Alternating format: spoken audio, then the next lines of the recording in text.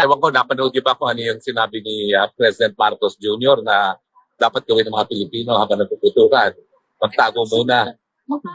Ay, ma-announce at sa ganun dahil. Ako magtatago rin talaga ako Oo. pag nagputukan. Baka Oo. tawagan. Pero anong reaction mo nung sinabi niya na magtago muna kayo? Parang ganun kahina. At mabuti na lang kayo sa Saudi, parang pinaubayan na kayo sa Saudi na protektahan nyo na yan, no? Buti na lang malakas yung Saudi government. Kaya kahit pa paano lumalakas yung loob namin na mag-stay doon kahit sa operation. Pero narinig namin, makakalungkot. Ako talaga, akala ko nagluloko lang siya. Kaya ilang beses ko binalikan Totoo pala. Nagkamot na naman at magtago muna kayo. Oh my goodness talaga. Bakit talaga naman magtatago? Wala naman ang gagawin talaga.